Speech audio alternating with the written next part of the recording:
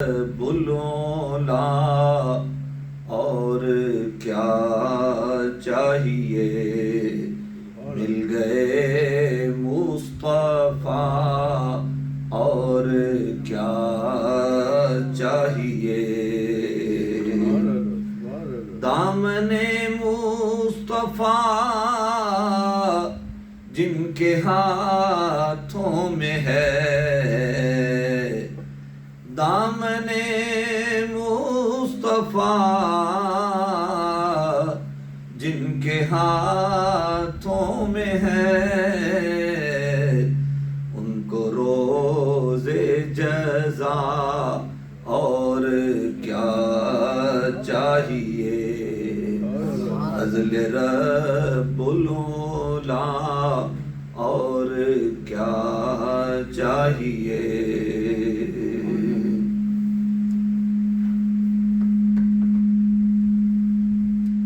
اللہ رب العزت نے اپنے محبوب کریم رؤوف الرحیم جان عالم رحمت کائنات صلی اللہ علیہ وسلم کو بڑی شانیں عطا فرمائیں، بڑے کمال عطا فرمائے، بڑے معجزات عطا فرمائے، بڑے اختیارات عطا فرمائے، حسن و جمال میں بھی بے مثال بنایا، فضل و کمال میں بھی بے مثال بنایا۔ فرمایا اے حبوب میرا بھی کوئی شریک نہیں ہے، تیرا بھی کوئی ثانی نہیں، کائنات میں نہ کوئی دوسرا خدا ہے نہ دوسرا مصطفیٰ ہے، میری بھی مثل نہیں ہے تیری بھی مثل نہیں ہے، میں خدا ہوں تو مصطفیٰ ہے۔ جتنی رب کریم نے حضور کو شان کمالات عطا فرمائے، ان عظمتوں سے ان شانوں میں سے ایک شان رب کریم نے یہ عطا فرمائی۔ توجہ فرمائیں گے آپ کہ جتنی رب کریم نے اپنے حبیب کو شانیں عطا فرمائی، ان میں حضور کی ایک شان یہ ہے کہ رب کریم نے آپ کو ساری کائنات کا قبضہ اور اختیار آپ کو دے دیا۔ رب کریم نے آپ کو ساری کائنات کا ہر شے کا قبضہ، ہر شے کی ملکیت اور ہر چیز کا اختیار اپنے حبیب کو دے دیا۔ اگلا جملہ آپ نے پوری توجہ سے سننا ہے، اس میں تیرا میرا عقیدہ ہے۔ اب حضور جس کو جو چاہیں، جتنا چاہیں، جب چاہیں رب کے اذن سے عطا کر سکتے ہیں، رب کے اذن سے عطا کر سکتے ہیں۔ رب کریم نے ہر شے کا مالک و مختار حضور کو بنایا ہے، مگر ہمارا عقیدہ یہ ہے کہ رب کا مالک و خالق ہونا، مختار ہونا یہ اس کا حقیقی ہے، مگر حضور کا مالک و مختار ہونا عطائی ہے، رب کی عطا سے ہے۔ رب حقیقی مالک ہے، حضور رب کی عطا سے، رب کے دیے ہوئے سے، رب کے دیے ہوئے سے ہر شے کے مالک ہے۔ یعنی حقیقی مالک و خالق رب ہے، مگر رب نے اپنے حبیب کو ہر چیز عطا کر دی ہے۔ اب حضور جس کو جو چاہیں، جتنا چاہیں، پوری کائنات میں جو تصرف چاہیں وہ کر سکتے ہیں، مگر رب کی عطا سے کر سکتے ہیں۔ ہم حضور کا علم، حضور کا اختیار رب کی عطا سے مانتے ہیں۔ جو کسی عطا کے بغیر دے وہ خدا ہے، جو کسی عطا کے بغیر دے وہ خدا ہے، جو خدا کی عطا سے دے وہ مصطفیٰ ہے۔ تو رب کریم نے اپنے حبیب کو بڑی شانوں میں سے ایک شان یہ عطا فرمائی کہ ہر شے کا مالک و مختار بنا دیا کہ سونا کائنات ہم نے سجائی ہے آپ کے لیے، یہ بزم ہستی ہم نے بنائی ہے تیرے لیے. آپ پیار سے کہیں گے سبحان اللہ، اور پیار سے کہہ دیں سبحان اللہ. کیونکہ آج ذکر ہے اس شاہ شاہاں کا، اس جان عاشقاں کا، روح دل براں کا، جس کے لیے یہ بساط ہستی بچھائی گئی اور نگار خانہ قدرت سجایا گیا. آج ذکر ہے اس شاہ شاہاں کا، جان عاشقاں کا، روح دل براں کا، جس کے لیے یہ بساط ہستی بچھائی گئی اور نگار خانہ قدرت سجایا گیا. ہاں، یہ میں نہیں کہہ رہا، یہ کسی استاد کی بات نہیں ہے، یہ کسی پیر کی بات نہیں ہے، یہ کسی مفسر کا، محدث کا، محقق کا، سکالر کا قول نہیں ہے، یہ رب کا کلام ہے. یہ رب کا کلام ہے، یہ کلام خدا کا ہے، زبان مصطفیٰ کی ہے. یہ کلام رب ذوالجلال کا ہے اور زبان آمنہ کے لال کی ہے. رب کریم فرماتا ہے لولا کلما خلقت الافلاک لولا کلما خلقت الدنیا لولا کلما اظہرت ربوبیتا.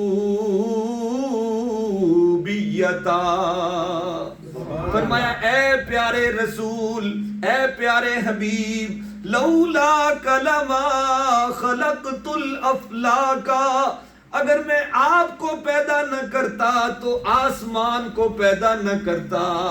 لولا کلما خلقت الدنیا، اے پیارے حبیب اگر آپ کو پیدا نہ کرتا تو یہ دنیا کو پیدا نہ کرتا.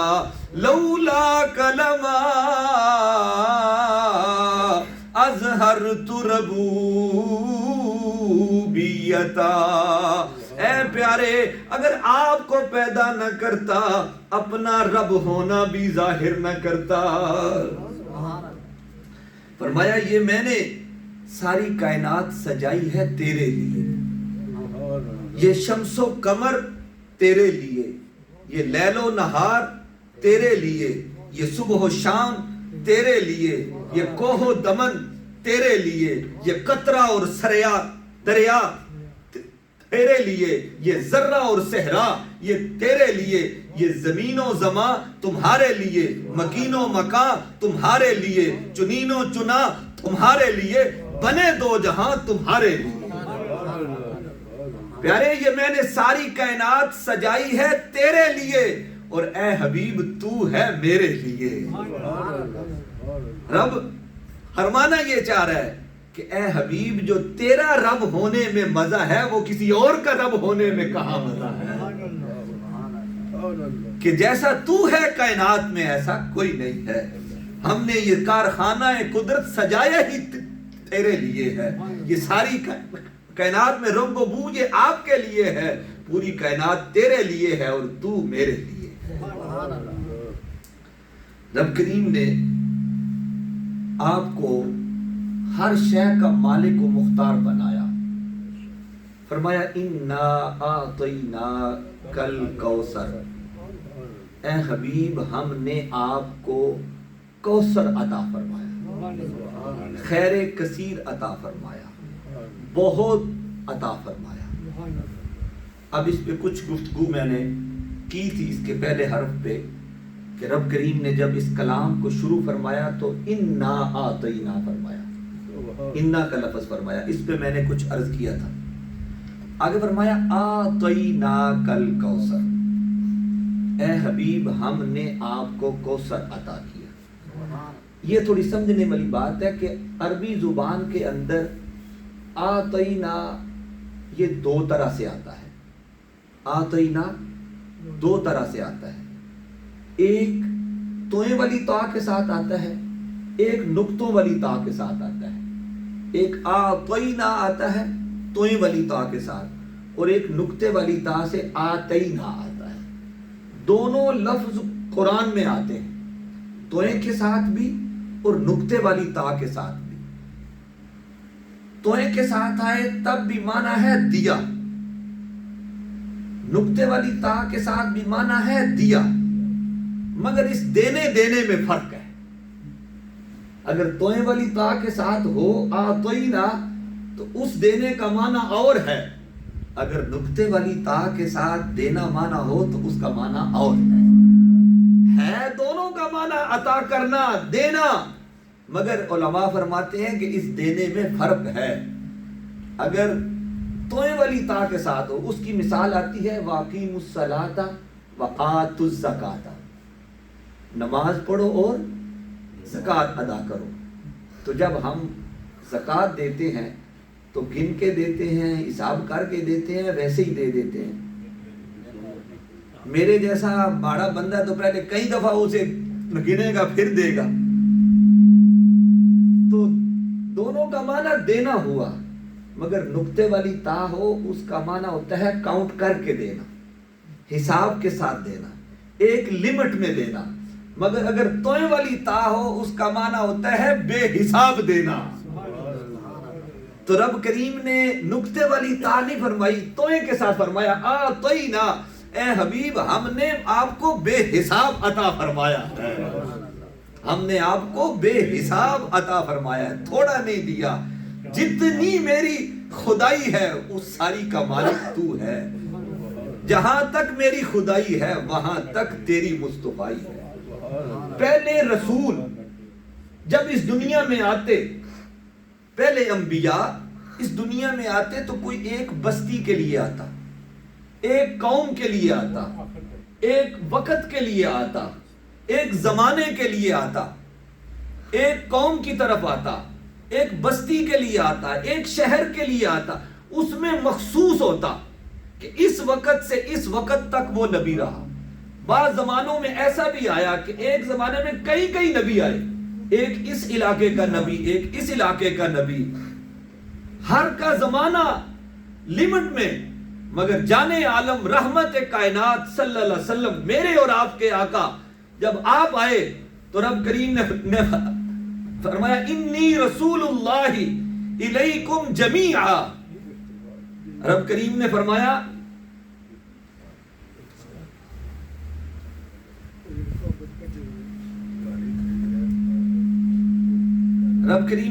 انی رسول اللہ الیکم جمیعا, اے حبیب ہم نے آپ کو ساری کائنات کے لیے, ہر شے کے لیے رسول بنا کے بھیجا ہے. آپ کی نبوت سے کوئی زمانہ خالی نہیں ہے, آپ کی نبوت سے کوئی علاقہ خالی نہیں ہے, آپ کی نبوت سے کوئی وقت خالی نہیں ہے. اب قیامت کی صبح تک ہر زمانے کے لیے, ہر علاقے کے لیے, ہر بستی کے لیے, ہر شہر کے لیے تو ہی نبی ہے. فرمایا انی رسول اللہ الیکم جمیعا, کہ اب ہر شے کا نبی تو ہی ہے. تو اب اس میں ایک بڑی پیاری بات یہ ہے کہ جتنا جتنی ریاست کا آدمی بادشاہ ہوتا ہے, جتنی اس کی رعایا ہوتی ہے, جتنی اس کی سلطنت ہوتی ہے, اس کا اختیار بھی اتنا ہوتا ہے, اس کا اختیار بھی اتنا ہوتا ہے. اگر کوئی کسی شہر کے لیے ہو تو اس کا اختیار اس شہر تک ہوتا ہے. اگر کسی ملک کا بادشاہ ہو, کسی کنٹری کا, تو اس کا اختیار اس کنٹری تک ہوتا ہے. تو جتنا بڑا اس کی سلطنت کا دائرہ وسیع ہوگا اس کا اختیار بھی اتنا بڑا ہوگا, اس کے پاس طاقت بھی اتنی ہوگی. تو رب کریم نے آپ کو تمام جہانوں کے لیے رحمت بنا کے بھیجا ہے, تمام انسانوں کے لیے نبی, بنا کے بھیجا ہے. پوری کائنات کے لیے جب آپ رسول ہیں، نبی ہیں، تو ساری کائنات کا اختیار بھی رب کریم نے آپ کو عطا فرمایا ہے. رب کریم نے اپنے حبیب کو ہر شے کا اختیار دے کے حضور نبی پاک صلی اللہ علیہ وسلم فرماتے ہیں اوتیتو مفاتیح خزائن الارض، اوتیتو مفاتیح خزائن الارض، کہ رب کریم نے مجھے خزانوں کی چابیاں عطا فرما دی. رب کریم نے مجھے زمین کے خزانوں کی، اوتیتو مفاتیح خزائن الارض، کہ زمین کے جتنے خزانے ہیں ان کی چابیاں رب کریم نے مجھے عطا فرمائی ہیں. پیار سے کہنا سبحان اللہ. اب یہاں ایک بات حضرت امام فخر الدین رازی علیہ رحمہ، آپ نے بڑی پیاری اس کی تفسیر بیان کی ہے. آپ فرماتے ہیں کہ جس کے پاس چابی نہ ہو نا وہ تالا نہیں کھول سکتا. اب جب بھی تالا کھلنا ہے، آخر چابی ہوگی تو کسی تالے کی ہوگی، کوئی لوک تو ہوگا کہ جس کی چابی ہے. تو رب جس چابی کا ذکر کہہ رہا ہے کہ اوتیت مفاتیح خزائن الارض، کہ ہم نے آپ کو زمین کے خزانوں کی چابیاں دی ہیں، فرمایا اس کا مطلب یہ ہے کائنات میں جس کو جو بھی ملے گا حضور کے صدقے ملے گا، کیونکہ چابی آپ کے پاس ہے. میں کئی دفعہ آتا ہوں، تمہارے بزرگوار باہر ویٹ کر رہے ہوتے ہیں، خار صاحب آئیں یا قاری صاحب آئیں تو آ کے چابی کھولیں، لاک کھولیں تو تب ہم مسجد میں جائیں. تو جس کے پاس چابی ہوگی سارا زمانہ اس کا محتاج ہوگا. تو فرمایا جب چابیاں حضور کے پاس ہیں تو رب کریم نے ساری کائنات کو دنیا میں بھی حضور کا محتاج کیا ہے، آخرت میں بھی حضور کا محتاج کیا ہے. کہ ساری کائنات اس دنیا میں بھی حضور کی محتاج ہے اور کل قیامت کو حشر میں بھی حضور کی محتاج ہوگی. اور فرمایا کہ یہ صرف نہیں ہے، رب کریم نے دنیا میں یہ زمین والوں کو بھی حضور کا محتاج کیا ہے اور عرش والوں کو بھی حضور کا محتاج کیا ہے.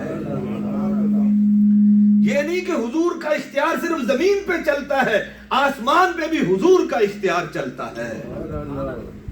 فرمایا دنیا کی تو ہر چیز حضور نے عطا فرمائی. اگر آپ کہیں کہ یہ آپ نے کیسے کہہ دیا کہ آسمان پہ حضور کا اختیار کیسے ہے، تو پیار سے کہیں نا سبحان اللہ. وہ حبیب یمنی آیا نا آپ کے پاس، ابو لہب اسے لے کے آیا، ابو جہل اسے لے کے آیا کہ میرا بھتیجا ہے اور وہ بڑی عجیب عجیب سی باتیں کرتا ہے، اس سے بات کر آ کے. تو بڑے اپنے سے وہ بڑا دانا آدمی لے کے آیا. اس نے آ کے جب حضور کے پاس لے کے جانے لگا نا تو کہتا ہے اس کا علاج کر، اس سے بات کر. تو حبیب یمنی کہنے لگے کہ مجھے حضور کے سامنے، محمد کے سامنے لے کے جا. تو سامنے نہیں لے کے جا رہا، مکہ میں لے آیا مگر حضور کے پاس نہیں لے کے جا رہا. اس نے کہا بھئی مجھے اس کا تو اندازہ نہیں، آپ کا دماغ ضرور خراب ہے کہ جس کے لیے مجھے لایا ہے اس کے پاس جانے بھی نہیں دے رہا. تو ایک عاشق نے یہاں پہ جملہ کہا کہ اس کے دل میں یہ تھا، اس سے پہلے عمر گئے تھے وہ بھی واپس نہیں آئی، تو گیا تو بھی واپس نہیں آیا.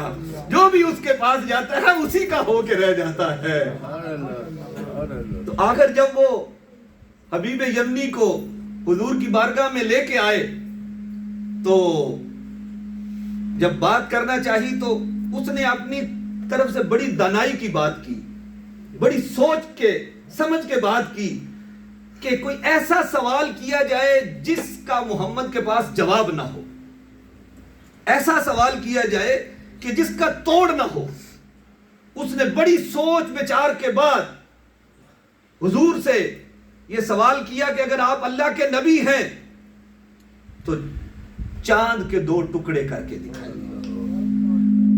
اس نے سوچا کہ اگر یہ کوئی جادوگر ہوگا معاذ اللہ تو اس کا جادو زمین پہ چلے گا، آسمان پہ نہیں.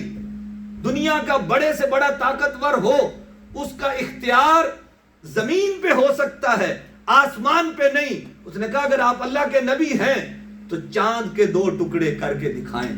جب اس نے یہ کہا تو جب آدمی کوئی مشکل سوال سامنے آئے تو چہرے کی رنگت بدل جاتی ہے، پریشانی کے آثار نمودار ہوتے ہیں، مگر جب اس نے یہ سوال کیا چہ جائے کہ کوئی ایسا ماحول بنتا، حضور مسکرا دیے۔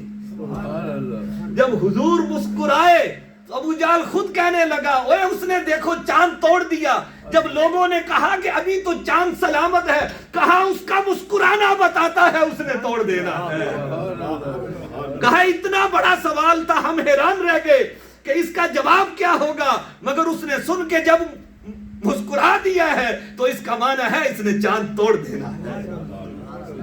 پیار سے کہیں نا سبحان اللہ۔ تو اسی لیے رب کریم نے حضور کو زمین کا اختیار بھی دیا ہے، آسمان کا اختیار بھی دیا ہے۔ اسی لیے اعلیٰ حضرت نے کہا سورج الٹے پاؤں پلٹے چاند اشارے سے ہو چاک، سورج الٹے پاؤں پلٹے چاند اشارے سے ہو چاک، اندھے نجدی دیکھ لے قدرت رسول اللہ کی۔ ایک بدو آیا آپ کے پاس حضور کی بارگاہ میں، عرض کرنے لگا حضور اگر آپ اللہ کے نبی ہیں تو یہ سامنے درخت ہے اسے حکم فرمائیں وہ آپ کی بارگاہ میں آ جائے۔ اگر آپ اللہ کے نبی ہیں تو یہ درخت کو حکم دیں یہ آپ کی بارگاہ میں آ جائے۔ تو آپ نے فرمایا مسکرا کے میں اسے کہوں یا تو جا کے اسے کہہ دے کہ اللہ کا رسول بلا رہا ہے۔ تو سیرت کی کتابوں میں آتا ہے کہ جب اس نے جا کے اس درخت سے کہا کہ اللہ کے رسول بلا رہے ہیں تو کہتے درخت ایک دفعہ دائیں ہوا ایک بائیں ہوا، اس نے اپنے جڑیں نکالی اور زمین کو چیرتا ہوا حضور کی بارگاہ میں آ گیا۔ ارے رب کریم نے حضور کو اتنے اختیار دیے کہ مولا علی کی نماز رہ جائے تو سورج پلٹ آتا ہے، کہ رب کریم نے ہر شے کا اختیار آپ کو عطا فرمایا ہے۔ اور آگے فرمایا اِنَّا آتَيْنَاكَ الْكَوْثَرَ۔ اس میں ایک بڑی پیاری بات ہے کہ یہ جو کوثر ہے نا یہ موصوف ہے، یہ صفت ہے، کوثر صفت ہے، اس کا موصوف ذکر نہیں ہے کہ یہ رب کریم نے فرمایا کہ ہم نے آپ کو کثرت عطا فرمائی، بہت دیا، مگر اس کا موصوف ذکر نہیں کیا کہ کس چیز میں زیادتی عطا فرمائی، کس چیز میں کثرت عطا فرمائی۔